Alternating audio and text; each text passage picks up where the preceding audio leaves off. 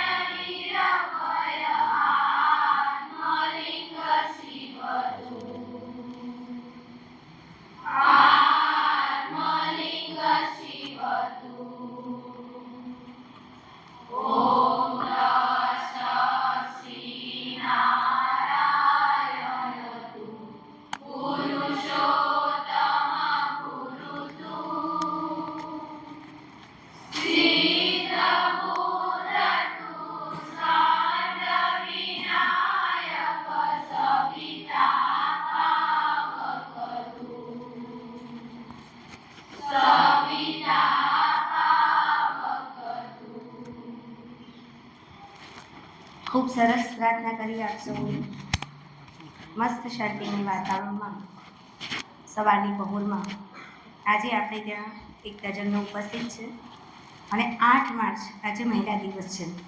એ પણ મહિલા જ છે. આપણે ઘણી મહિલાઓથી વિશ્વની પરિચિત છીએ. સુનિતા વિલિયમ્સ, ઇન્દિરા ગાંધી, પ્રતિભા પાટીલ અને રાણી લક્ષ્મીબાઈથી માંડી અને રાણી હોલકર વિશે પણ આપણે પરિચિત થયા છીએ. ઘણી મહિલાઓનો આપણને પરિચય છે, પણ આપણની આસપાસની મહિલાઓનો જ આપણને પરિચય નથી. એ મહિલાઓ શું કરી શકે છે? આ એડવોકેટ છે, તો વકીલાતનો વ્યવસાય પણ ખૂબ સારી પેટે મહિલાઓ કરી રહી છે. તો એવા ઘણા બધા વ્યવસાયોમાં મહિલા આપણી આજુબાજુ ઘણી બધી કુશળતાઓ સાથે નિપુણ છે. તો આપણે પણ એમનામાંથી કંઈ કરી શકીએ. તો હું બહેનનો પરિચય આપવાનો પ્રયત્ન કરીશ. સૌપ્રથમ એમનો પરિચય લેતા આપણને આનંદ થાય કે આપણા ગ્રંથપાલ શ્રી રાકેશભાઈ અને આપણા ક્લાર્ક શ્રી યોગેશભાઈ એમની સાથે એમની બેન્ચ પર બેઠેલા બેન છે, એમના ક્લાસમેટ છે અને આજે સારી વકીલાત મહેસાણાની અંદર કરી રહ્યા છે. તો એમનું તાળીઓથી સ્વાગત કરીશું. બીજું એમની કારકિર્દીમાં એ એડવોકેટ, મીડિયેટર અને નોટરીનું કાર્ય કરી રહ્યા છે અને આપણી લો કોલેજમાં કોરોના પહેલાં 22 વર્ષ સુધી એમને લેક્ચર લીધા છે. તો આમ તો કારકિર્દી ગણીએ તો બહુ જ લાંબા સમયથી કાયદાનું કામ એ કરી રહ્યા છે. તો અત્રે એવા તજજ્ઞ આપણને મળ્યા છે, તો આપણે એમનું ભાવભીનું અહીંયા સ્વાગત કરીએ છીએ. હવે આગળ મહેમાનશ્રીનું આપણે સ્વાગત કરીશું. આપણા સુરેશભાઈ સાહેબને હું નમ્ર વિનંતી કરીશ કે મહેમાનશ્રીને સ્મૃતિભેટ અર્પણ કરી અને એમનું સ્વાગત કરે.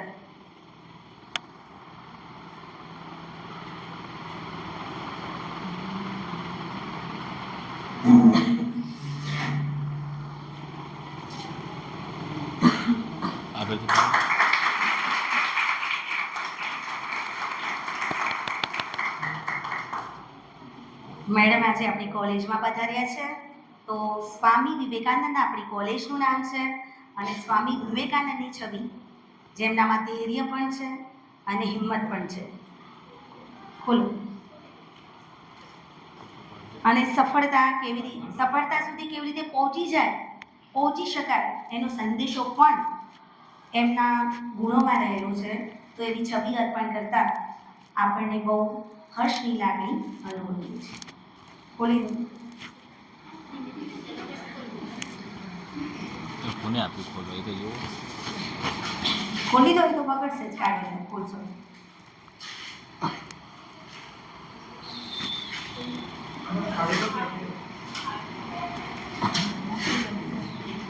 છોકરા નામ ખોલવા ત્યારે દેશી છે ને તોડી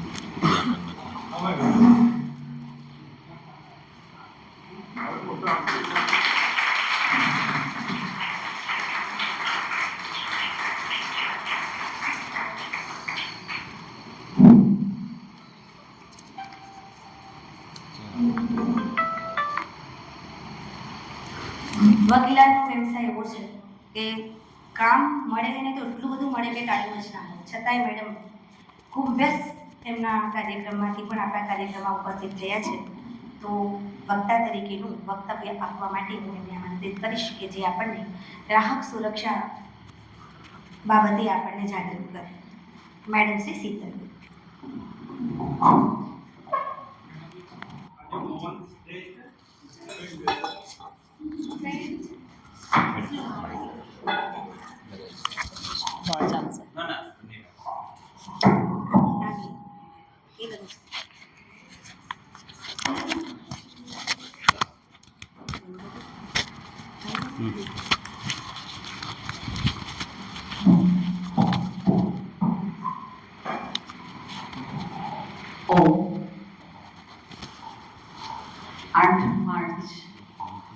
મહિલા દિન અને લગભગ અહીંયા આપણે લોકો મહિલાઓ જ વધારે બેઠા છીએ. આપ સૌને આજની મહિલા દિવસની ખૂબ ખૂબ શુભેચ્છાઓ. સમાજને પકડી રાખવા માટે, ચલાવવા માટે એનો પાયો, એનો મૂળ ફક્ત કલ્પના કરે, સ્ત્રી હોય કે પુરુષ, કે ઘરમાં સ્ત્રી ન હોય તો ખાલી આની ઉપર એક નિબંધ લખો અથવા તો ફક્ત કલ્પના કરશો ને તો પણ કદાચ આ સૃષ્ટિ આટલી સુંદર ન હોઈ શકે. એવી સુંદર ભગવાને સ્ત્રી સ્વરૂપે આપણને જન્મ આપ્યો છે. એવી તમામ મહિલાઓને હું આજે મહિલા દિવસની ખૂબ ખૂબ શુભેચ્છાઓ પાઠવું છું. આજનો આપણી કોલેજમાં વિષય છે, હું આપણી એટલા માટે કહું છું કે મેં લો પણ અહીંયા કર્યું છે, LLM પણ મેં અહીંયા જ કર્યું છે. મારો આ પંખો ખાલી બંધ કરી દેજો. અને 1999થી કોરોના ઓનલાઈન સુધી સતત લો કોલેજમાં 22 વર્ષ ભણાવ્યા છે મારા વિદ્યાર્થીઓને. અને એ જ વિદ્યાર્થીઓ આજે મારા ફિલ્ડમાં, કોર્ટમાં, આખા ગુજરાતમાં ઘણી બધી કોર્ટોમાં મારા વિદ્યાર્થીઓ છે. જે અમને મળે તો એમ થાય કે આ મારો પરિવાર છે, મારા વિદ્યાર્થીઓ છે. એટલા માટે આ સંસ્થા, આ કોલેજ ભલે નામ અલગ અલગ છે, પણ મારી સંસ્થા છે અને મારી સંસ્થામાં આવવા માટે ક્યારેય એવું નથી હોતું કે મારી પાસે ન સમય હોય તો પણ હું મારી સંસ્થામાં પહેલા આવવા માટેનું પ્રિફર કરું છું. સબ્જેક્ટ ઉપર ગયા પછી પ્રિન્સિપલ સાહેબે થોડુંક મહિલા દિવસ છે તો એના માટે પણ કહ્યું છે, તો પાછળની 5-10 મિનિટ લઈશું. ટુ ધ પોઈન્ટ સબ્જેક્ટ ઉપર આવીએ તો ગ્રાહક સુરક્ષા.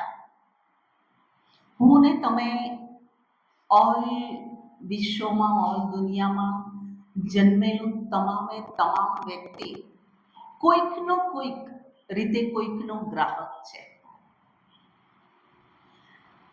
હું કોઈ દુકાનમાંથી વસ્તુ ખરીદું છું તો હું વેપારીની ગ્રાહક છું. એ જ વેપારી કોઈ બીજા પાસેથી ઉપરથી માલ લાવે છે તો એ એનો ગ્રાહક છે. અને એ વેચાણ કરનાર વ્યક્તિ કોઈ કંપનીઓમાંથી, મેન્યુફેક્ચર કરતી કંપનીઓમાંથી કોઈ અધર્સ ફિલ્ડમાંથી માલ લાવે છે તો એ પણ એનો કોઈનો ગ્રાહક છે. કોઈક ને કોઈક રીતે દરેક વ્યક્તિ ક્યાંક ને ક્યાંક ગ્રાહક હોય છે. પરંતુ ગ્રાહક તરીકે હું અને તમારે ક્યાં, કેવી રીતે, શું ધ્યાનમાં રાખવું, કેવા સમસ્યાઓ છે એ સમજવાની જરૂર છે. દાખલા તરીકે આપણે મહિલાઓ છીએ તો લગભગ બજારમાં જઈએ ત્યારે કશું નહીં તો 10-15 રૂપિયાની ઓછામાં ઓછી એક વસ્તુ લઈ ન આવીએ તો બજાર ગયેલા કહેવાઈએ નહીં. કશું નહીં તો પાણીપુરી તો ખાઈને આવીએ જ છેલ્લે, કંઈ ન મળે તો હું ઉદાહરણો સાથે વધારે તમને સમજણ પડશે. અમારો કાયદાનો વિષય છે એટલે અમારી લો ભાષા અલગ હોય છે, પણ તમે સ્ટુડન્ટ છો, એઝ અ નાગરિક છો, એટલે હું તમને તમારા ઉદાહરણોથી સમજાવવાની કોશિશ કરીશ. દાખલા તરીકે તમારા ઘરમાં કોઈ લગ્ન પ્રસંગ છે, ભાઈનો લગ્ન છે અને તમારે લગ્ન માટે કંઈક ખરીદી કપડાની કરવી છે. ઘરે પપ્પા ના ફ્રેન્ડની કોઈ એવી સારી દુકાન છે કે જ્યાંથી વર્ષોથી તમે ઘરે એ શોરૂમમાંથી કપડાં ખરીદો છો. અને બ્રધરના લગ્ન માટે તમે ચણિયા ચોરી, ઘરમાં મમ્મીના અધર્સ કપડાં કે જે પણ XYZ ત્યાં મળતું હોય, તમે હોંશે લાવ્યા છો કે આટલો સારો મોટો શોરૂમ છે, હું ત્યાંથી પપ્પાના જ ફ્રેન્ડ છે અને લઈ આવી છું. તમે લીધું છે.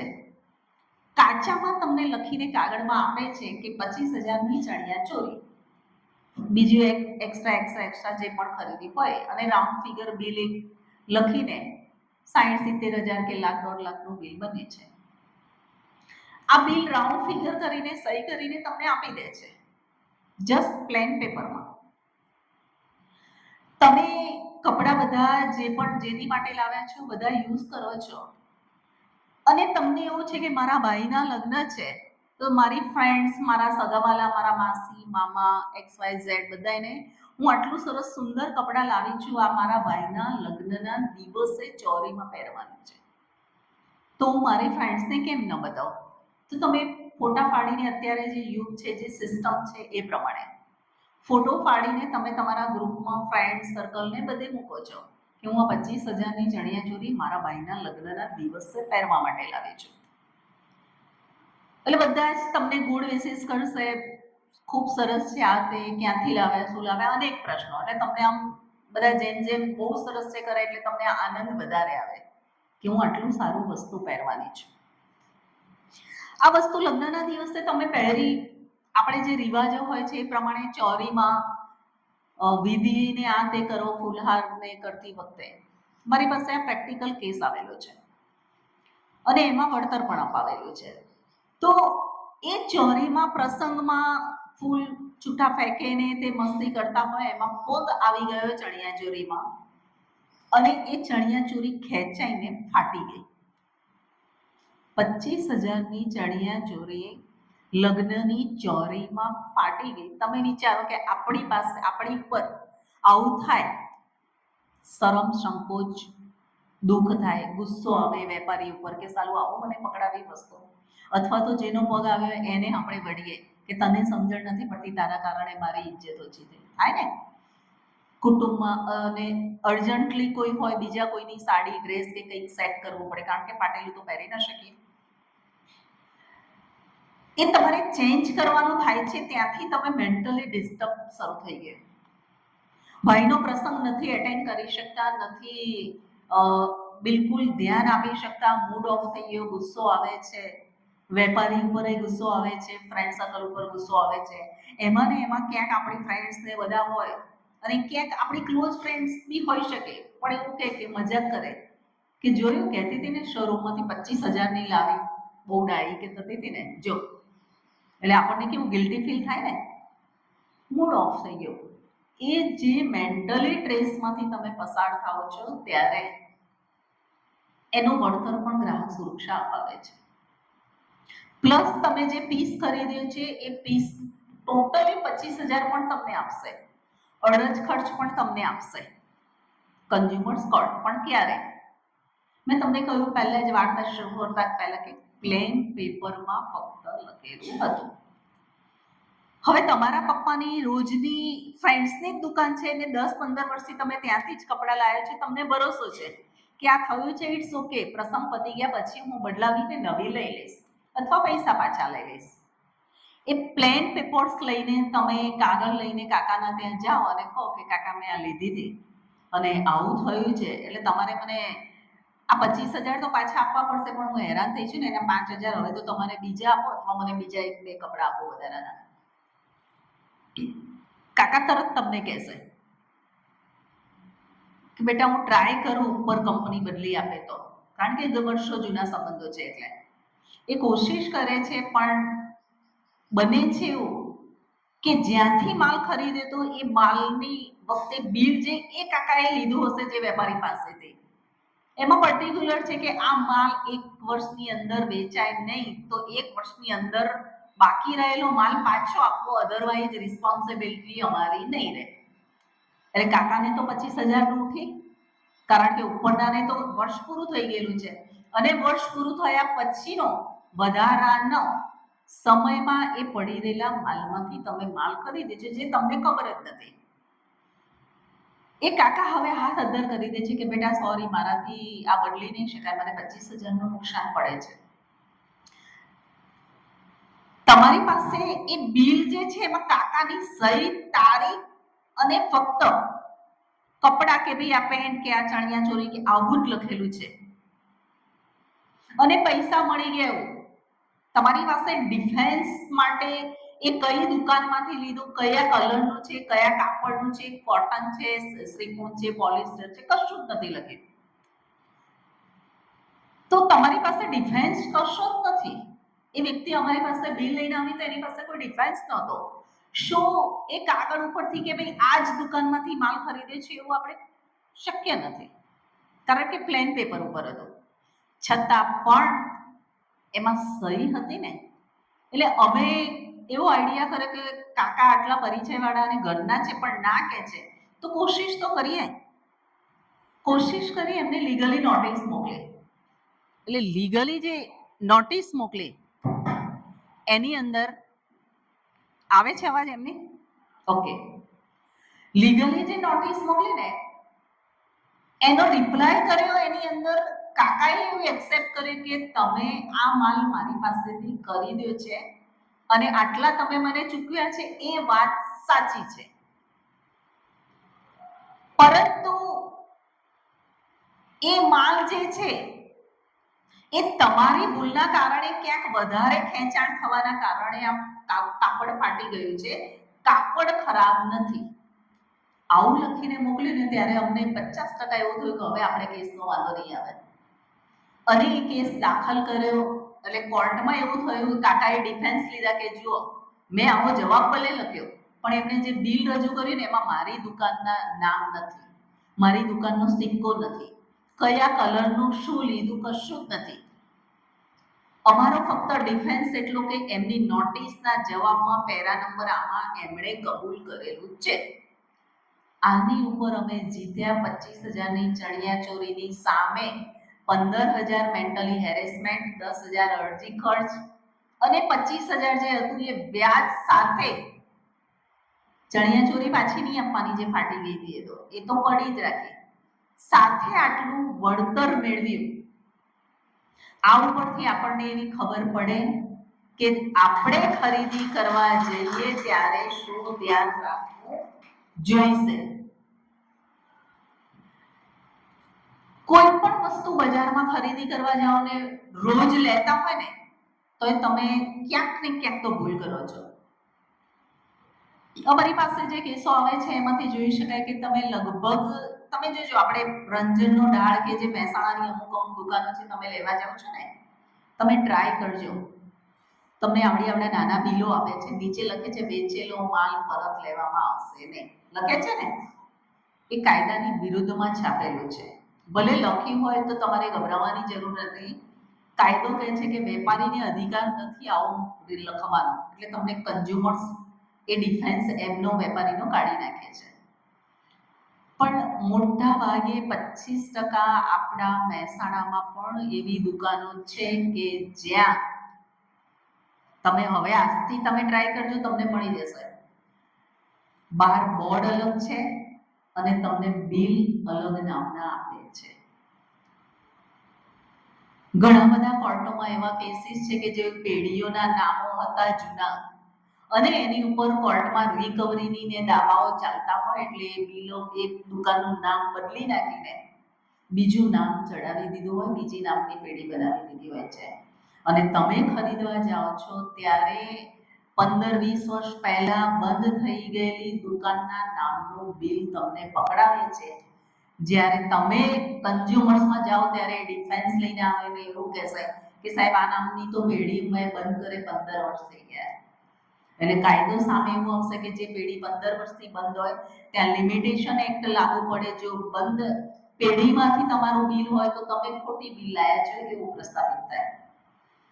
એટલે ઘણીવાર અમારી પાસે બહેનો કે ભાઈઓ પણ આવતા હોય છે તો આવા બિલો લઈને આવે ત્યારે અમે તપાસ કરીએ અથવા જોઈએ તો ખબર પડે ને કહીએ કે આનો કેસ ચાલુ છે, આ 15 વર્ષ પહેલા બંધ થયું છે અને આ બિલ તમને ખોટું આપ્યું છે. ઇવન તમે બજારમાં કપડાં ખરીદી કરવા જાઓ તો કોટનનું છે, શ્રીફોન છે, પોલિસ્ટર છે, તમે જે લાવો છો એમાં કલર કયો છે એ પણ લખેલું હોવું જોઈએ. ત્યાંની દુકાનદારનું બાર નામ છે એ જ નામનું બિલ આપે છે જોવાનું, તારીખ લખેલી જોવાની, નીચે એની સહી સિક્કો છે કે નહીં એ જોઈ લેવાનું, કેટલી વસ્તુ લીધી છે, કયા પ્રકારની લીધી છે એ પણ જોવું પડશે કપડાં ખરીદતી વખતે. Same situation ઇલેક્ટ્રોનિકની.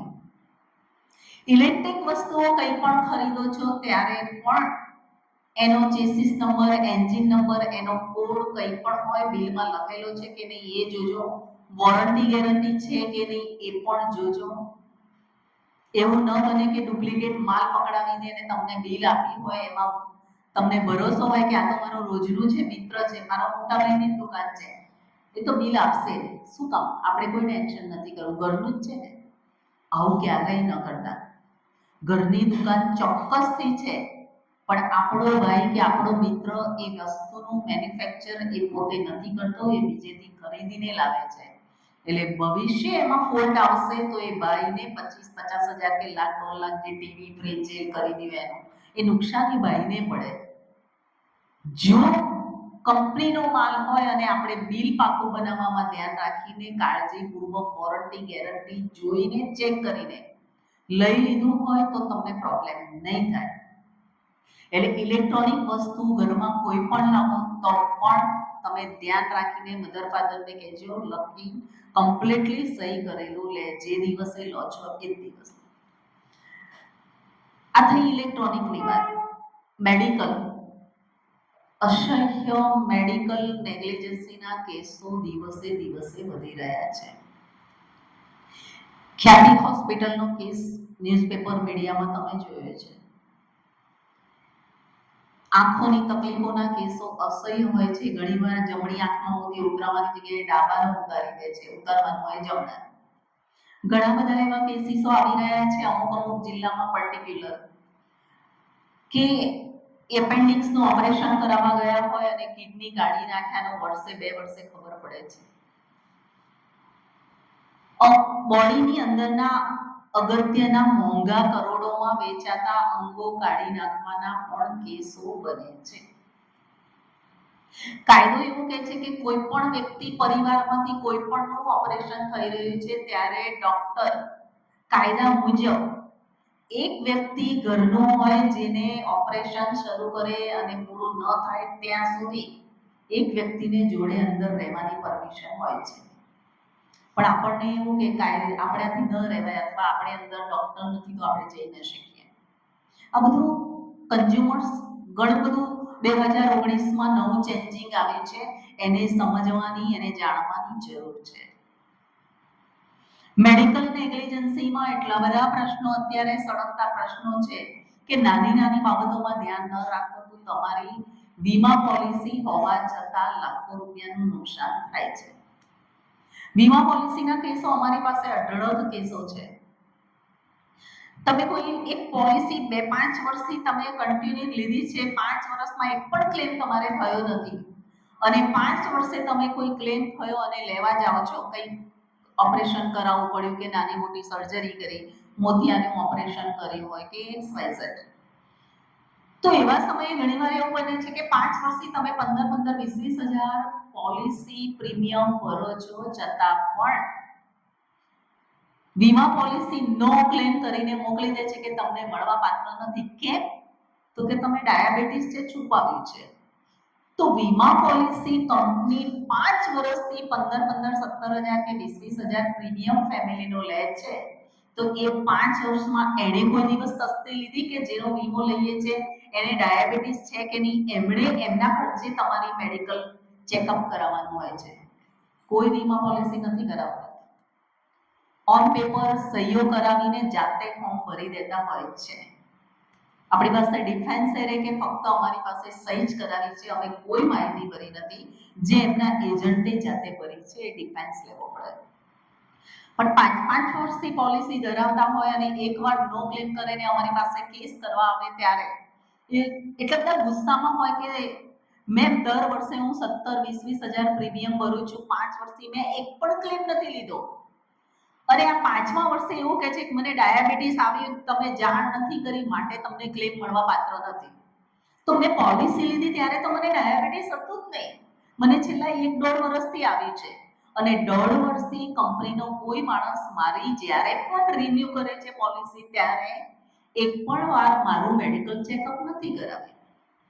આ એનો ડિફેન્સ રહે છે અને એ વખતે ગુસ્સામાં એમ કે મેમ અમે બીજી કંપની બદલી દઈએ, આ કંપની મારે જોઈએ જ નહીં, 5 વર્ષથી પૈસા આપ્યા આવું કેમ કરે. એટલે અમારે એને સમજાવવું પડે કે તમે કંપની ન બદલો. રીઝન કન્ટિન્યુ પોર્ટેબિલિટી કંપની તમારી વીમા પોલિસી હશે ત્યારે તમારી 5 લાખની કે 10 લાખની પોલિસી હોય અને કંઈક એવું અચાનક બની જાય છે ને 10 લાખ સુધીનું જેટલું કવર છે, જેટલું કવર પોલિસીમાં આપ્યું છે એટલો ખર્ચો થાય તો એક પણ રૂપિયો કપાત વગર તમને પૂરેપૂરી પોલિસી વીમા રકમ મળે છે. 10 લાખ તમને મળે છે 10 લાખની પોલિસી હોય તો. પણ તમે નવી પોલિસી લીધી હોય 5 વર્ષથી બીજામાં છો ને હવે નવી કંપનીની લો છો, તો જો એને પોર્ટેબલ ન કરી હોય તમે લો તો એવું ધ્યાન રાખવાનું કે કન્ટિન્યુ સળંગ અને સતત પોલિસી જૂની જે 5 વર્ષ પહેલા લીધી એ સાલથી નવી આપે, નવી કંપની નવી ફ્રેશ ન આપે એ ધ્યાન રાખજો. તો તમારે કંઈ પણ હશે તો બધું જ કવર થશે. અધરવાઇઝ ફ્રેશ પોલિસી આપી હશે તો તમારે 1 વર્ષ સુધી મોટી બીમારીની કોઈ પણ મેડિકલ નેગ્લિજન્સી નહીં મળે. ભલે તમને મૌખિક એવું કહેશે કે આ પોલિસી જે તારીખે આપી છે ને એ તારીખથી તમારું રિસ્ક કવર થાય છે, એ તારીખોમાં નાની મોટી બીમારી હોય તો મળે, મોટી ઓપરેશનો કેવું હશે તો તમને પોલિસી કવરમાં નહીં થાય. એમની ટર્મ્સ કન્ડિશનો હોય છે, જરા એ જોઈ લેજો. ઘૂંટણના ઓપરેશનોના ને એવા હમણાં ઘણા બધા કેસીસ વધ્યા છે. નાના ઓપરેશનોના ફિશર આ તે એવા બધા પ્રશ્નો પણ ઘણા બધા આવે છે. ઘણા એવા આવે છે કે આયુર્વેદિક ડોક્ટર જે મસા અને ફિશર ને એવા ઓપરેશનો કરવાની એમને ગવર્મેન્ટે સત્તા આપી છે છતાં પણ વીમા પોલિસી એવો ડિફેન્સ લે છે કે આયુર્વેદિક ડોક્ટરને આ સત્તા નથી માટે તમને વીમા ક્લેમ ન મળે. ઘણીવાર એવું કરે છે કે 5 પથારી છે, 10 બેડની પથારી હોય તો જ તમને પોલિસી મળવા પાત્ર છે. તમે ફલાણી હોસ્પિટલમાં ઓપરેશન કરાવ્યું, એ હોસ્પિટલની અંદર 10 બેડ નથી માટે ન મળે. વીમા કંપનીની જવાબદારી છે 10 બેડ જોવાની નહીં, ઓપરેશન કરાવે છે કે નહીં અને એના પૈસા કસ્ટમરે ચૂકવ્યા છે કે નહીં એ જોવાની છે. હમણાં રિસન્ટલી કોરોના પછી હવે વીમા કંપનીઓ ડિફેન્સ લે છે કે હોસ્પિટલમાં એડમિટ થવાની જરૂર નહોતી છતાં પણ પેશન્ટ એડમિટ થયો છે, આ સારવાર ઘરે લઈ શકતો તો માટે પોલિસીની પ્રીમિયમ રકમ ન મળે. ક્યાંક ડાયરિયા, વોમિટિંગ, ક્યાંક પીળીઓ, કમળો, તાવ, શરદી, ઉધરસ. હવેની જે આફ્ટર કોરોના પછી એવું છે કે ઇન્સ્ટન્ટ તમે દવા ન લો, હોસ્પિટલાઇઝ ન થાવ તો મરવાના કેસીસો બહુ વધી ગયા છે. માટે ડોક્ટરો ઇમરજન્સી એમને દાખલ કરીને સારવાર આપે છે.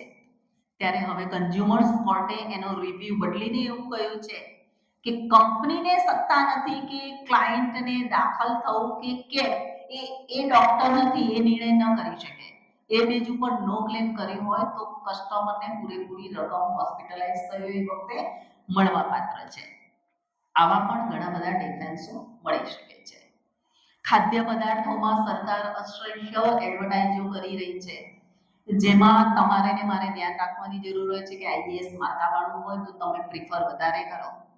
ખુલ્લા ખાદ્ય પદાર્થો આફ્ટર કોરોના જે ડોઝ લીધા છે પછીથી એ ખોરાકોના સાઈડ ઇફેક્ટોના કારણે પેકિંગ વાળા પાઉચ આવે છે, એમાંથી પણ લગભગ મોટા ભાગે ટાળવાનું રાખો. એમાં કાર્બોહાઈડ્રેટને જે કેમિકલ એમાં હવા ભરવા માટે જે તાજો ખોરાક રહે, ટેસ્ટ એનો બદલાય નહીં એના માટે જે એસેન્સ મિક્સ કરવામાં આવે છે, એના કારણે પણ હાર્ટ એટેકના પ્રશ્નો વધ્યા છે.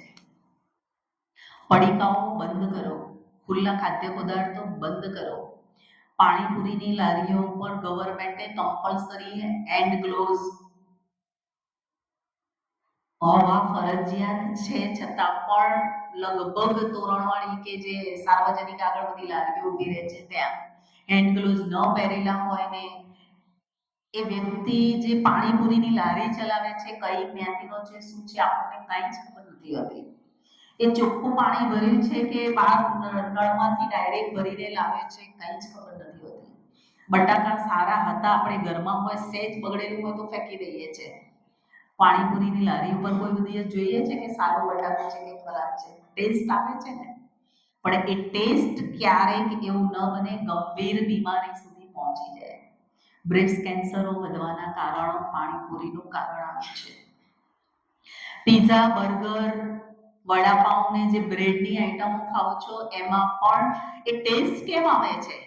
એમાં એક પ્રકારનું એવું કેમિકલ એડ કરવામાં આવે છે કે એ તમને રોટલો ભાખરી કરતા વધારે ટેસ્ટ લાગે છે. પણ એ ખબર નથી કે એ કેમિકલ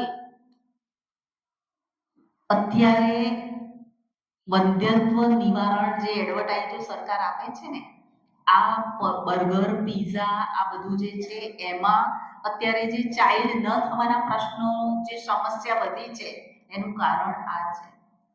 બની શકે ત્યાં સુધી એને ટાળવાની કોશિશ કરો અને ખાવું છે તો ઘરમાં બનાવો, ઘરે જાતે બનાવો અને ખાવાની કોશિશ કરો.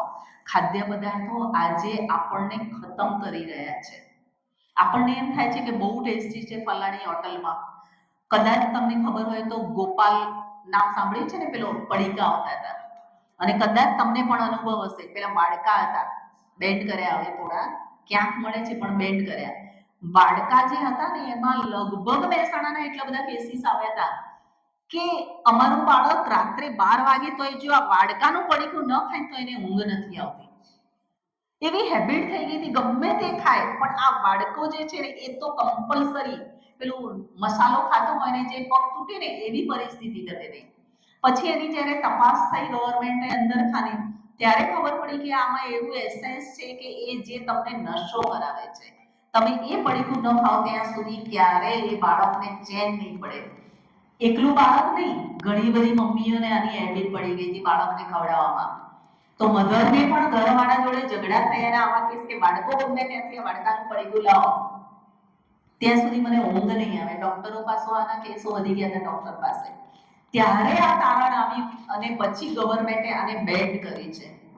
કદાચ મને ખ્યાલ છે ત્યાં સુધી લગભગ એ બાળકા જે છે ને એ બંધ થઈ ગયા છે. તમે મળશે તો ક્યાંક રેર કેસમાં મળશે જે છાના છુપા લાવતા હશે, તો બાકી જાહેરમાં બિલ તમે માંગશો તો એનું નહીં આપે, કારણ કે ગવર્મેન્ટે એને બેન કરી દીધું છે. મેગી આ તે જે એડવર્ટાઇઝો એ પણ તમે લોકો તો અત્યારે મીડિયાનું અમારા કરતાં વધારે યુઝ કરો છો એટલે ખબર હશે, એ પણ બેન કરવાના પ્રશ્નો. નૂડલ્સ, મેગી બધું ખાવાનું ટાળો. આપણું બોડી ભગવાને કરોડોની કિંમતથી વધારે આપ્યું છે, જે સોનાના તો મૂલ્ય કરતાં પણ વધારે મહત્વનું છે. અને એમાં જ આપણે આખો કચરો નાક કરીએ જીભને. આ જીભને કંટ્રોલ ક્યારેય નહીં થાય. જે મનને કંટ્રોલ નથી થતો ને એવી રીતે આપણી જીભ ક્યારેય ટેસ્ટનો કંટ્રોલ નહીં કરે. પણ એને કંટ્રોલ કરતા શીખજો, કારણ કે તમારી તો બીએડ કોલેજ છે. તમે ભવિષ્યમાં સ્કૂલોમાં ટીચર્સ તરીકે જશો ને બીજા હજારો વિદ્યાર્થીઓને તમારે કેળવવાના છે, ટ્રેન કરવાના છે. ત્યારે ફૂડ ખોરાક ઉપર ખાસ ધ્યાન આપજો. અધરવાઇઝ આપણી ભારત દેશની જે નવી પેઢી આવી રહી છે ને, 25, 30, 35 વર્ષે પગ જતા રહેના પ્રશ્નો આવશે. ચાલી નહીં શકવાના પ્રશ્નો અત્યારે શરૂ થયા છે. આપણા મમ્મી પપ્પા જુઓ, આજે પણ 72 વર્ષે કે 90 વર્ષે આપણા કરતા ડબલ કામ કરે છે, જ્યારે આપણને આળસ આવે છે. આપણા કરતા વહેલા ઉઠી જાય છે, છતાં એને આપણે એમના કરતા મોડા ઉઠીએ તો પણ આપણે એમના જેટલું કામ કરી શકતા નથી. રીઝન ખાદ્ય પદાર્થો છે. અને ગ્રાહક સુરક્ષા જે છે એમાં પર્ટિક્યુલરલી એટલું બધું ગ્રાહક સુરક્ષા ફૂડને લઈને એટલું બધું આગળ છે કે જેમાં ખાદ્ય પદાર્થોને લઈને ક્યાંય પણ આવું પાછું દેખાય તો તમે એનો ટોલ નંબર આપેલો હોય છે, એમાં ફરિયાદ સીધા ફોન કરીને કરી શકો છો. હોટલમાં કે લારીઓ ઉપર ક્યાંય પણ આવું જોવા મળે તો તમે ફોન કરીને તાત્કાલિક ફરિયાદ નોંધાઈ શકો છો. પણ તમે જાગૃત હશો તો. આ રહી ખાદ્ય પદાર્થની વાત. એનું એક જ ઉદાહરણ આપી દઉં તો તમને જલ્દી ખ્યાલ આવશે. મારી પાસે એક કેસ હતો, એની અંદર ગામડામાં આપણે હોઈએ તો ઘરે ગેસ આવે 10-15 તો બાળકને નથી દોડાવતા કે ભાઈ ચણાનો લોટ કે સોજીનો લોટ લઈ આવે, મોટા બનાવવા છે કે શું કરવું છે, લઈ આવે છે. એક કેસ મારી પાસે આવે, એમાં 500 ગ્રામ, સમય ઓછો છે હું શોર્ટમાં તમને બતાવું, 500 ગ્રામ ચણાનો લોટ લાવ્યા. ઘરે બધા માસી, માસા, કાકા ને બધા 10-12 જણા આવેલા. એ ગોટા બનાવે. ખાધા પછી એ 12 થી 15 લોકોને ડાયરિયા, વોમિટિંગ થઈ ગઈ. 15 જણને હોસ્પિટલાઇઝ કર્યા. ત્યારે 15 જણની ડોક્ટરે તો ફી, એક જ કુટુંબમાં તો એક જ જણની કન્સલ્ટ ફી લે એવું તો બને નહીં.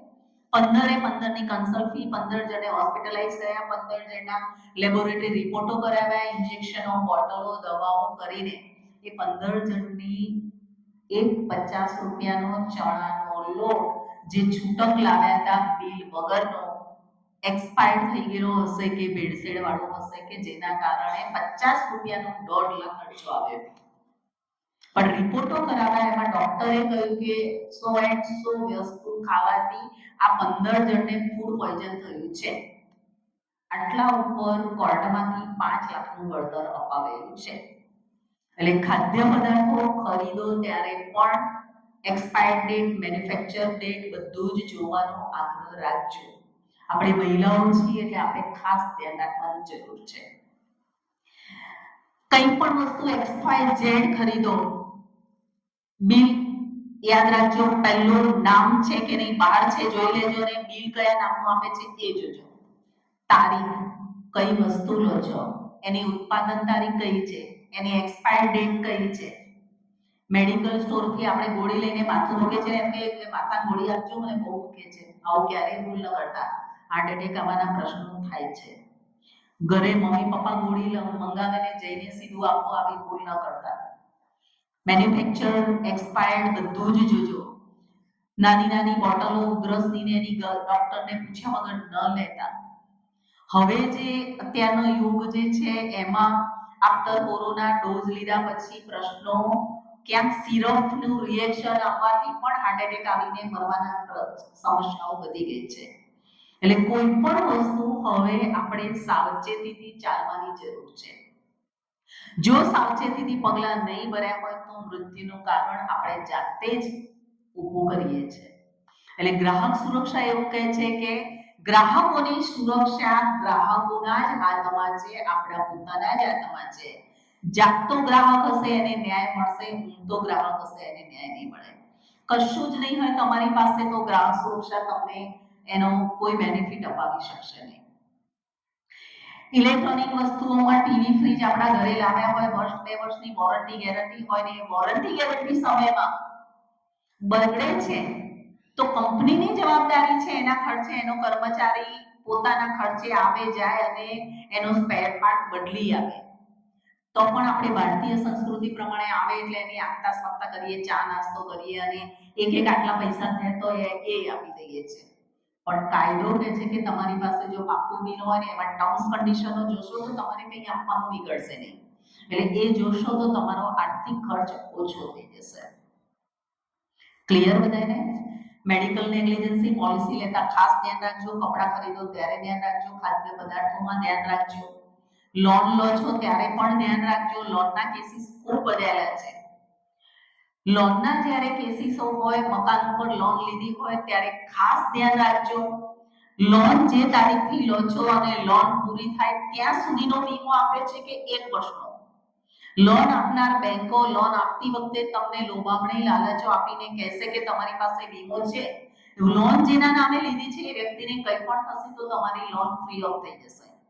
પણ એમની ઉપર ભરોસો રાખ્યા વગર વીમા પોલિસી આપી હોય એને ચેક કરજો. લોન પૂરી થતી હોય 35 માં તો 35 સુધીનો વીમો છે કે 1 વર્ષનો છે. તમારી પાસેથી પ્રીમિયમ 50,000 લીધું હશે પણ તારીખ અંદર 1 વર્ષની જ લખી હશે તો 35 સુધી તમે ભરેશો, બેસો અને કંઈક થઈ ગયું લોન લેનારે. ઘણા એવા કેસીસ આવે છે કે વિધવાઓ, બહેનો કે બાળકો આવે અને કે મેમ અમારી 35 લાખ 50 લાખની લોન છે ને પપ્પા નથી રહ્યા અને પપ્પાના નામે લોન હતી, અમને આમ ફ્રી ઓફ કરી આપો ને. જો એ લોનનો વીમો હશે લોન પૂરી થાય ત્યાં સુધીનો અને લોન ચાલુ હોય દરમિયાન જેના નામે લોન છે એ વ્યક્તિ એક્સપાયર્ડ થઈ જાય તો તમામ લોન ફ્રી ઓફ થઈ જાય છે. તમારું ઘરની એનઓસી બેંકે આપી દેવી પડે. એટલે આવું પણ તમારા ઘરે ક્યાંય આવા પ્રશ્નો હોય તો તમે ધ્યાન રાખજો. નાની નાની બાબતમાં કાળજી રાખશો. યાની એક શબ્દમાં એવું કહી શકાય કે ગ્રાહક પોતે જાગૃત હશે તો ગ્રાહક સુરક્ષા એને લાભ અપાવી શકશે, અન્યથા નહીં. ગ્રાહક સુરક્ષામાં પહેલા એવું હતું કે સામાવાળી કંપનીઓ જ્યાં હોય ત્યાં ફરિયાદો થતી અથવા બનાવો જ્યાં બને હોય ત્યાં ફરિયાદો થતી હતી. પણ નવો 2019માં નવો ગ્રાહક સુરક્ષા આવે છે એમાં ક્યાંક ને ક્યાંક ઘણા બધા સુધારા થયા છે. એમાં હું તમને 2 મિનિટમાં એની વાત કરી લઉં તો એક તો અરજદાર જ્યાં રહેતો હોય, બનાવ ગમે ત્યાં ભલે બન્યો હોય, અરજદાર જ્યાં રહેતો હોય ત્યાં ફરિયાદ થઈ શકે છે. સામાવાળી કંપની હોય ત્યાં પણ ફરિયાદ થઈ શકે છે અને બનાવ જ્યાં બન્યો છે ત્યાં પણ કરી શકો છો. લિમિટેશન પહેલા જિલ્લા લેવલે ઓલ ઇન્ડિયામાં દરેક જિલ્લા લેવલે ફક્ત ગ્રાહક સુરક્ષા કોર્ટો છે. ઓનલાઈન ફરિયાદ કરવી હોય તો એના અધ્યક્ષશ્રી, કલેક્ટરશ્રી છે અને આખી બોડી છે. પણ ત્યાં નિવારણ ના આવે તો આફ્ટર ઓલ તમારે અમારી પાસે ગ્રાહક સુરક્ષા કોર્ટમાં જવું પડશે. જ્યાં ગ્રાહક સુરક્ષા કોર્ટમાં તમે એડવોકેટ રોકવાની પણ જરૂર નથી. રોકવા હોય તો રોકી શકો છો. એનજીઓ થ્રુ પણ કરાવી શકો છો. તમે પોતે પણ ગ્રાહક સુરક્ષામાં ફરિયાદ લડી શકો છો. એના નોર્મ્સ છે એ પ્રમાણે દરેક જિલ્લામાં પહેલા 20 લાખ સુધીની સમય મર્યાદા હતી, અત્યારે 50 લાખની મર્યાદા થઈ ગઈ છે. જિલ્લા લેવલે 50 લાખ સુધી કેસ કરી શકો છો. સ્ટેટ લેવલે 50 લાખથી 2 કરોડ સુધી કરી શકો છો અને 2 કરોડથી અનલિમિટેડ નેશનલ કમિશનમાં દિલ્હી મુકામે કરી શકો છો. ક્યારે પણ ઓર્ડર થયા પછી 30 દિવસની અંદર 2 પક્ષોમાંથી જેને મંજૂર ન હોય અપીલ કરવી હોય તો સ્ટેટ કમિશનમાં 30 દિવસની અંદર અપીલ દાખલ કરી શકે છે. લેટ થાય છે તો લેટ એપ્લિકેશન પણ કરી શકે છે. ત્યાં પણ જાતે કસ્ટમર લડી શકે છે અથવા એડવોકેટ દ્વારા પણ લડી શકાય છે. અરજી દાખલ કરવાની થાય ત્યાં અરજદાર પોતે પોતાની ફરિયાદ જે છે એને દરેક જિલ્લામાં 3 2 મેમ્બર્સ અને 1 જજ હોય છે તો 3 સેટ બનાવીને કોર્ટને આપવાના હશે. સિમ્પલ છે ગ્રાહક સુરક્ષામાં. તમે પોતે તમારી અરજી લખો, તમારું નામ, સરનામું, મોબાઈલ નંબર પ્રતિ ગ્રાહક સુરક્ષા અધિકારી કરીને અને બાબતમાં ગ્રાહક સુરક્ષા જે બનાવ બને છે ફેક્ટ લખીને એની સાથે તમારે બધા ડોક્યુમેન્ટ્સ, જે તમારું બિલ હોય, ફોટોગ્રાફ્સ હોય, વોટ્સઅપ હોય, વાતચીત થઈ હોય, એ બધું એટેચ કરીને કોર્ટમાં 3 કોર્ટના સેટ, સામેવાળા જેટલા હોય એટલા અને તમારી પાસે રહે આટલા સેટ તૈયાર કરીને ગ્રાહક સુરક્ષામાં ફરિયાદ દાખલ કરવાની હોય છે. દાખલ થાવ એટલે તમારા વોટ્સઅપ અથવા તો સાદા મેસેજમાં, ફોનમાં તમારો કેસ નંબર અને નેક્સ્ટ ડેટ કઈ છે દર મુદ્દતમાં તમારે આવી જશે. સામાવાળો હાજર થઈને જવાબ આપે એટલે તમારે એનો ડિફેન્સનો કાઉન્ટર જવાબ કરવાનો અને નેક્સ્ટ દલીલો કરીને ઓર્ડર ઉપર કામ જાય છે. આ તમે પોતે પણ કરી શકો છો ગ્રાહક સુરક્ષામાં. પણ તમે જાગૃત હોવા જોઈએ, તમને ખ્યાલ હોવો જોઈએ તમારી મેટરનું શું શું બન્યું, શું નહીં. તો તમે મેન્ટલી હેરેસમેન્ટ થાય છે એ પણ વળતર આપે છે કોર્ટ. ફક્ત તમને જેટલું નુકસાન થયું એટલું નહીં, અરજી ખર્ચનું પણ 2-5 હજાર આપે છે કોર્ટ, અપાવે છે. પણ તમારી ઉપર ડિપેન્ડ છે કે તમે શું શું માંગણી કરો છો.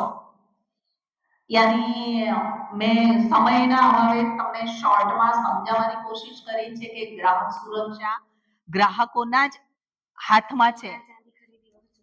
કરાવી લો. ગ્રાહક સુરક્ષા કોર્ટનો જે કોન્સેપ્ટ છે એ ફક્ત ને ફક્ત ગ્રાહકોના હાથમાં છે. યાની ક્યારેય પણ કોઈ પણ પ્રશ્ન થાય છે તો જો અરજદાર પોતે જાગૃત હશે તો એને લઈને કાર્યવાહી કરી શકશે. રહી વાત, લગભગ બહેનોને ઘરેણાં ખરીદવાનું વધારે શોખ હોય છે. ક્યાંક કઈ વાર તહેવાર આવે, દિવાળી આવે, આ તે, તો હું ને તમે લગભગ ગ્રાહક સુરક્ષા કોર્ટમાં આ પણ કેસો આવે છે ત્યારે તમને ચર્ચા કરી લો. સોનીના ત્યાં જાઓ ત્યારે 50% મજૂરી ફ્રી ને જે જાહેરાતો આવે છે ને એનાથી લગભગ બને ત્યાં સુધી લલચાવું નહીં. ચાંદી હોય કે સોનું હોય, કોઈ પણ સોનીના ત્યાં જાઓ ત્યારે અત્યારે જે પેલું લાગે એવું સોનાનું જ હોય વસ્તુ, પણ કોઈ જોઈએ તો એવું લાગે કે આ તો આર્ટિફિશિયલ છે, એવા દાગીનાઓ થઈ ગયા છે. તો એની અંદર તમને જ્યારે બિલ બનાવે ત્યારે એ કેટલા મણકા કે જે પણ જ્વેલરી છે, કેટલા નંગ છે, કેટલા ગ્રામનું એક સ્ટોન છે, એનું વજન અલગ લખીને આપશે.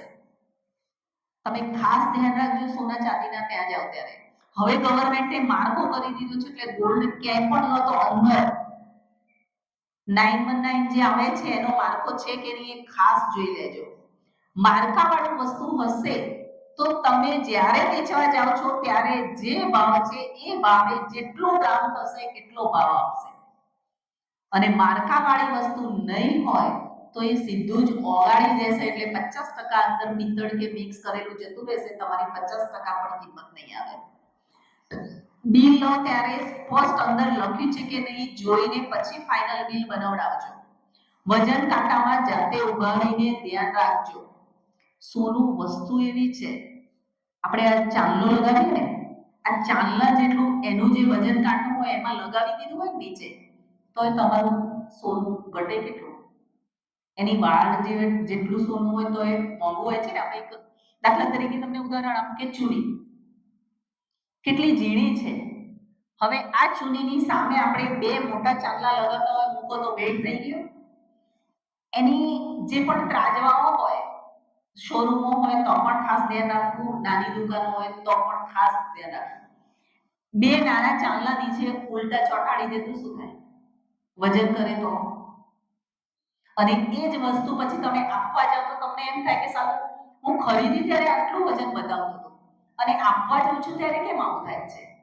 આવી પણ છેતરપિંડી થાય છે. એટલે સોના ચાંદીમાં ખરીદો ત્યારે કયા પ્રકારનું ચાંદી છે એ પણ લખાવજો.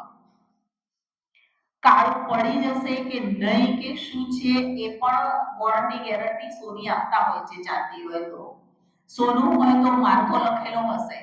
અને જે દુકાનનો જે હોલમાર્ક હોય એને કોઈ પણ ના ત્યાં જાવ તો કહેજો કે તમારો હોલમાર્ક શું છે. સરકારે પેટર્ન આપી હશે, સર્ટિફિકેટ પાછળ લગાવી હશે એની શોરૂમમાં, એનો હોલમાર્ક છે એ જ હોલમાર્ક આમાં ડ્રો કરેલો છે કે નહીં એ જોઈ લેજો. પછી વેચવા જાઓ ને એમ કહેશે કે મારો તો આ તમે ભલે લઈ ગયા હોય મને યાદ નહીં, પણ મારો હોલમાર્ક નથી, તો હું એ ભાવે જેટલો હાલ ભાવ ચાલે છે એટલો નહીં આપું. આવા પણ પ્રશ્નો થાય છે, છેતરપિંડી થાય છે. ઘણી બધી સ્કીમો હોય છે કે 5,000 લોકો, 10,000 લોકો, એમાં પણ ધ્યાન રાખજો. ઘણી બધી સ્કીમોમાં ફસાયેલી વ્યક્તિઓ અત્યારે, એમાં ખાસ મહિલાઓ, ઘરવાળાને ખબર ન હોય, 5,000 બચાવીને સોનાના શોરૂમમાં બચાવે, પછી સોનું લેવા જાય અને એમાં છેતરાય ત્યારે પછી ઘરવાળાને કે આ દર મહિને તમારા પોકેટમાંથી ચોરેલા સેવ કર્યા હતા પણ મારે તો આવી તકલીફ થઈ. એટલે ઘરવાળાએ રમૂજમાં કહે ને કે તે ચોર્યા મારા તો તું ખોટો હવે, એવા પ્રશ્નો આવે છે. એટલે આવું ન બને એનું પણ ખાસ ધ્યાન રાખજો. પાકું બિલ જે પણ સોનાનું રાખો તો ભલે ઓળખીતો હોય તો સાચવી રાખજો. જ્યાં સુધી ફરી વેચાણ ન કરો કે જરૂર ન પડે ત્યાં સુધી ઘરમાં વડીલોને આપી રાખજો. આવી નાની નાની બાબતોનું ધ્યાન રાખશો તો કદાચ ભવિષ્ય આવા સમસ્યાઓમાં તમારે સપડાવવું નહીં પડે. આઈ થિંક ગ્રાહક સુરક્ષામાં તમને ઘણી બધી નાની સરખી સમજણ આપવાની કોશિશ કરી છે, પણ તમને ખ્યાલ આવ્યો હશે. મહિલા દિનને 2 મિનિટમાં હું તમને થોડી સમજણ આપી દઉં. હાલ જે સમસ્યાઓ છે સંયુક્ત કુટુંબનું વિભાજન, એમાં મા બાપ હોય કે તમે લોકો હોય, આપણે બધા જ આપણે આપણી બહેનો જોવા જઈએ તો એવું વિચારીએ કે સામેવાળો ફોરેન રહે છે, અત્યારનો ટ્રેન્ડ છે એ પ્રમાણે. પણ આવી ભૂલ ન કરતા. અમારી પાસે ફેમિલીમાં કેસો આવે છે, એમાં ફોરેન રહેતા વ્યક્તિઓ સાથે આવે ઉભા કે ભાઈ મારો છોકરો તો ફોરેન 5 વર્ષથી અભ્યાસ કરવા ગયો રહે છે, મહિના માટે આવે છે, તમારે લગ્ન કરવા પણ લેવા હોય તો તાત્કાલિક લઈ લો, કરીએ લે છે. એ મહિના માટે લગ્ન કરીને પછી પેલો ત્યાં જતો રહે છે અને અહીંયાથી ફાઇલ પણ શરૂ થઈ જાય છે. પણ ફાઇલ શરૂ થયા પછી 2-4 મહિના 6 મહિનાના પ્રશ્નો નવા ઊભા થાય ને ત્યારે સમજી જજો કે ક્યાં દાળમાં કાળો છે. એવું ઘણા બધા પ્રશ્નો આવે છે કે ફોરેનમાં એને બીજા સાથે ઓલરેડી લગ્ન કર્યા હોય અથવા લિવ ઇનમાં રહેતો હોય છે અને ભારતમાં પોતાના મા બાપ દબાણ કરે એટલે તમારી સાથે આવીને લગ્ન કરી લીધા છે. હવે પ્રશ્ન ક્યાં આવશે કે પેલો તો ફોરેન રહે છે, તમે અહીંયાથી ત્યાં જઈ શકશો નહીં જ્યાં સુધી ફાઇલ નહીં થાય ત્યાં સુધી, અને પછી તમારે ડાયવોર્સ લેવા આવશે ત્યારે પેલો ત્યાંથી અહીંયા નહીં આવે. નવા પ્રશ્નો ઊભા થશે ને.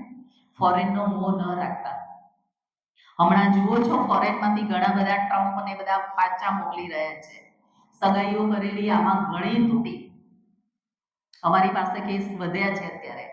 જે ટ્રમ્પે પાછા મોકલ્યા એમાં 10-10 વર્ષથી ત્યાં ઇલીગલી રહેતા પકડાયેલા વ્યક્તિઓ આવ્યા અને એ લોકો સાથે 2 નંબરમાં જવાના લાલચમાં સગાઈઓ કરી દીધી હતી. એવી પણ સગાઈઓ આજે તૂટી ગઈ છે. અને લગ્ન કરેલા હોય ને લગ્ન સર્ટિફિકેટ હોય તો એના છૂટાછેડા માટે પણ પૂછીએ કે કેમ, તો કે બેન અમેરિકા રહેતો હતો ને મારી છોકરીને કહ્યું હતું 2 નંબરમાં 50 લાખ ખર્ચીને એને લઈ જવાના, એ રહે છે તો ભલે ને કે પણ છોકરી તો ત્યાં સુખી થાય ને. એટલે અમે એવું કહીએ કે પણ પાછી ક્યારે નહીં આવી શકે 2 નંબરમાં જ. કઈ વાંધો નહીં કે ફોન ઉપર તો વાત થશે ને. સંબંધોનું મૂલ્ય આટલું બધું ઘટી ગયું છે.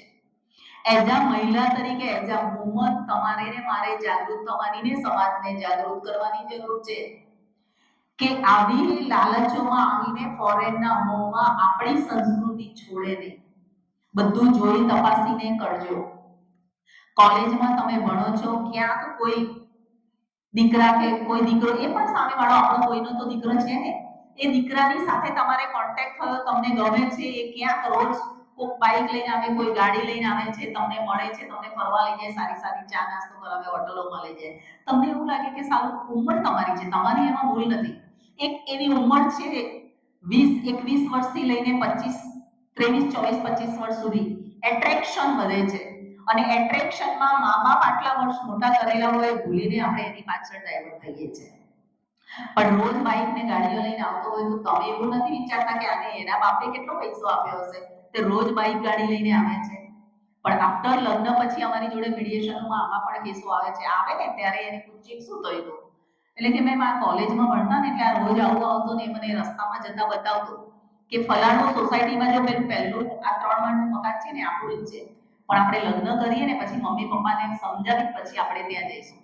આફ્ટર લગ્ન કરી દીધા પછી એવું થાય છે કે પેલી છોકરી રોજ કે હવે તો લગ્ન કરી દીધા, તારા ઘરે તો લઈ જા. પેલો 6 મહિના 12 મહિના સુધી લઈ નથી જતો. ત્યારે એ છોકરીને એમ થાય કે એને ઘર વધારી છે ને સારું જઈ આવ, આ લઈ કેમ નથી જતો. ઘેર જઈને ડોરબેલ વગાડીને અને પૂછ્યું કે હું અંદર આવું એટલે પેલા બેન કે કોનું કામ છે, ગરડા દાદા દાદીને હતા. તો અંદર જઈને કે તમારો છોકરો મને કેમ ઘરમાં નથી લાવતો. તો પેલા એમણે વાત કરી, છોકરીએ વાત કરીને એમણે કર્યું. એ છોકરીને ખબર પડી કે આવો કોઈ દીકરો જ આ ઘરનો નથી. પછી ઘરે જઈને એની જોડે ચર્ચા કરી ત્યારે એણે એવું કીધું કે હું ફલાણે અહીંયા જે ફલાણા મા બાપ, મારા મા બાપ તો અહીંયા નહીં, હું ગામડામાં રહું છું, હું ફલાણી ગેરેજમાં નોકરી કરતો હતો ને ગેરેજમાંથી રોજ નવા નવા બાઇક ને ગાડીઓ ને એવું લઈને ફેરવવા લઈ જતો. એ દિવસે એનું અસ્તિત્વ કશું રહેતું નથી. અને મા બાપને છોડીને ગયેલી દીકરી પાસે બીજો કોઈ ઓપ્શન નથી રહેતો. ત્યારે મા બાપ પાછા આવવાનું વિચારે છે ને ત્યારે એની પાસે નથી આ બાજુ જોવાનો ચાન્સ કે નથી આ બાજુ જોવાનો. હંમેશા યાદ રાખજો, મા બાપ ક્યારેય, આપણા જન્મદાતા મા બાપ આપણા દુશ્મન ન હોય. એ જે પણ જોશે, કાલે ભવિષ્ય તમને તકલીફ આવીને ઊભી રહેશે તો મા બાપ જ તમારી પડકે ઊભા હશે. 50 ને 70 વર્ષે છૂટાછેડા લેવા કોર્ટમાં આવે છે ત્યારે હમણાંનો રિસન્ટલી કિસ્સામાં 50 વર્ષે પતિ એવું કે બાળકો, એક દીકરો તો લગ્ન કર્યા એક દીકરાના, અને એક પતિ એવું કે મારે આ પત્ની જોઈતી નથી. 50-55 વર્ષે એ સ્ત્રી પિયરમાં આટલા વર્ષે 35 વર્ષથી સાસરીમાં રહેતી સ્ત્રી પિયરમાં રહી શકવાની છે? અને એ 35 વર્ષે પતિ એવું કે આ તારું ઘર નથી, તું જતી રહે, તો એ સ્ત્રી માટે ક્યાં જગ્યા? હંમેશા જાગૃત રહેજો. તમારા નામે શક્ય હોય તો કઈ પ્રોપર્ટી સેફ રાખજો. સ્ત્રીઓની નથી મા બાપનું ત્યાં કે નથી સાસરીમાં નામ હશે ને પોતાના નામે તો એવું કહી શકશો કે મારા નામે છે, તમને તકલીફ હોય તો તમે ઘર છોડીને જઈ શકો છો, હું નહીં જાઉં. આવું કહી શકશો ક્યારે? તમારા નામે હશે તો. પણ એવું પણ ન કરતા કે જબરજસ્તી કરીને પરિસ્થિતિ ન હોય તો એ આપણા નામે કરાવીએ. આપણા મમ્મી પપ્પાના સંસ્કારો ઉજાડવાની કોશિશ કરજો. ક્યાંક ને ક્યાંક ફરિયાદો કોર્ટોમાં જઈને કરવાનું કરો ને તો 10 વાર વિચારજો કે આની જગ્યાએ મારી ભાભી, હું જે કરવા જઈ રહી છું એવું જ જો મારી ભાભી મારા મા બાપને અમારી ઉપર કરે તો અમારી ઉપર શું વીતે. આટલું વિચારશો ને તો સામેવાળા સાસરીવાળા ઉપર ક્યારેય કેસ કરવાનો તમને વિચાર નહીં આવે. નથી ફાવતું તો પ્રેમથી 2 હાથ જોડીને સંબંધો પૂરા કરજો, પણ કોર્ટોમાં કે પોલીસ સ્ટેશનોમાં ફરિયાદ ન કરતા. આજે વુમન્સ ડે છે એ નિમિત્તે ખાસ તમને બધાને રિક્વેસ્ટ છે કે કાયદાઓ સ્ત્રીઓએ અઢળક આપ્યા છે, પણ અમારો જે ફિલ્ડ છે એમાં લગભગ 95% ઉપર સ્ત્રીઓના ખોટા કેસો હોય છે અને 5%માંથી 2.5-3% કેસો જ આવે છે કોર્ટોમાં. બાકી ખરેખર તકલીફો એવી ગામડાઓમાં ઘણી સ્ત્રીઓ છે 15 વર્ષ સુધી પોતાના બાળકો લઈને પિયરમાં રહે છે પણ કોર્ટોમાં નથી જતી, ખરેખર તકલીફ હોવા છતાં પણ. અને અત્યારની જનરેશનમાં એવો ટ્રેડ આવી ગયો છે કે નથી ફાવતું તો 1 અઠવાડિયાનું લગ્ન જીવન પણ 15 દિવસમાં છૂટાછેડા લેવા માટે આવી રહ્યું છે. ટ્રેડ ચેન્જ થઈ ગયો છે. સ્ત્રીની ભૂમિકા મહત્વની છે સંસારમાં, લગ્ન જીવનમાં. સ્ત્રી ધારે તો મા બાપનું પણ ઘર તારે છે અને સાસરીનું પણ નામ ઉજાળે છે. આપણે શિક્ષણ લઈ રહ્યા છીએ તો શિક્ષણનો દુરુપયોગ ન થાય અને આપણા સંસ્કારોને સારા આદર્શ તરીકે લઈને પિતાનું અને સાસરીનું બંને ઘર તાળીએ અને સાસરીમાં ગયા પછી પતિની જેટલી આવક હોય એટલા જ પગ લાંબા કરીએ. એનાથી વધારે લાંબા કરવા જશો તો ક્યાંક એવા પ્રશ્નો બને કે પતિ આપણી અપેક્ષાઓ પૂરી કરવામાં છેલ્લે ચિઠ્ઠી લખીને સુસાઇડ કરીને મરી જાય કે તમારી ઈચ્છાઓ પૂરી કરવામાં મારું દેવું વધી જવાથી હું આત્મહત્યા કરી લઉં છું. ત્યારે આપણે એક મહત્વનું વ્યક્તિ જે આપણો આધાર સ્તંભ છે એને ખોવાનો વારો આવે નહીં. એનું પણ ખાસ આજના મહિલા દિવસે ધ્યાન રાખજો. એક મહિલા તરીકે સમાજમાં ઉપયોગી થજો, આસપાસ ઉપયોગી થજો, બહેનોના ઉત્થાન માટેનું કામ કરજો અને જરૂર પડે ત્યાં બહેનના એક સ્ત્રી જ સમાજ એવું આજે પણ એવું છે કે સ્ત્રી જ સ્ત્રીની દુશ્મન છે, પણ નવી પેઢીએ એવું સરસ રીતે પોતાનું પાત્ર ભજવીને કોશિશ કરજો કે સ્ત્રી સ્ત્રીની દુશ્મન નથી પણ સ્ત્રી સ્ત્રીનો મિત્ર છે અને એના પડખે ઉભા રહીને એના દુઃખમાં હંમેશા મદદ કરવાની કોશિશ કરશો તો કદાચ આજનું આ જે સેમિનાર ગોઠવ્યો છે એ સફળ થયેલો ગણાશે. આપ સૌએ મને શાંતિથી સાંભળી અને મને આ સંસ્થાએ બોલાવી બદલ આપ સૌનો ખૂબ ખૂબ આભાર. અસ્તુ. ધન્યવાદ.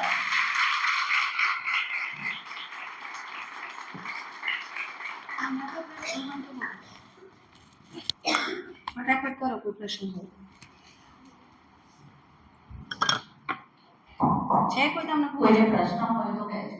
ટોલ ફ્રી નંબર મેડમ હોય તો લખાવો, ગ્રાહક સુરક્ષા માટે. ટોલ ફ્રી 1081 એક કરી લો, કન્ઝ્યુમર્સ કરી લેજો. હું તમને પેમ્પલેટ એવું હશે ને તો હું મોકલાવી દઈશ. આખું છાપેલા છે, ક્યાં શું ધ્યાન રાખવું, કેટલું છે, એના પેમ્પલેટ હું તમને મોકલાવીશ. મેમ તમને આપી દેશે. કશું જ ન સમજણ પડે તો હું તમને સાદી ટ્રીપ આપું. 100 નંબર ડાયલ કરશો એટલે ક્યાંય પણ સ્ત્રીઓને તકલીફ હોય કે ભાઈઓને 100 નંબર ડાયલ કરીને ત્યાંથી કોઈ પણ ક્યાં ફરિયાદ કરવી, શું કરવું, એનો નંબર ત્યાંથી બધું જ મળી રહેશે. 100 યાદ રાખવાનો પૈસા. 100 ની નોટ તો બધાને યાદ રહેશે ને. ટ્રીપ આવે કે 100 નંબર યાદ રાખીને ક્યાંય પણ કોલ કરી લેવાનો, તમને બધી જ માહિતી મળે. ઇન્સ્ટન્ટ પોલીસની મદદની જરૂર હોય તો પણ 100 નંબર ડાયલ કરીને કહેશો હું આ જગ્યાએથી આ વ્યક્તિ બોલું છું, મારો નંબર આ, મારે અર્જન્ટ પોલીસની જરૂર છે, આ પ્રોબ્લેમ છે, તો પણ તરત તમને પોલીસ મદદ કરશે. Okay, thank you so much. ખૂબ સરસ વ્યાખ્યાન કર્યું. મહિલા દિવસ માટે પણ અને ગ્રાહક સુરક્ષા માટે પણ. હવે આપણે મેડમશ્રીને આપણે કોલેજ વતી સ્તુતિ ભંડન પણ કરીશું. તો કોલેજ પરિવાર વતી મહિલા દિન છે, તમે જાઓ. મહિલા દિન છે, તમે જ આપો. મહિલાઓ પ્રાધાન્ય ફોટો પાડ લેજો. તો કોલેજ પરિવાર વતી હું મેડમને ગીત અર્પણ કરીશ. આવી ગયું તમારી જેવી ઈચ્છા હોય અમારો પ્રોસેસ જે કરવાની કરી પછી તમે જેમ કહેશો. હા madam, thank you very much.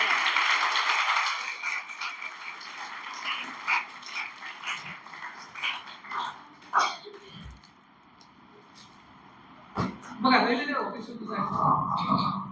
ભાઈ વિદ્યાર્થીઓ નાસ્તો આવી ગયો છે એટલે 5 મિનિટ આપણે લાગી આગળ ગોઠવી દઈએ. પૂરું થાય છે. હવે મેડમશ્રીનો આપણે કોલેજ પરિવાર વતી અને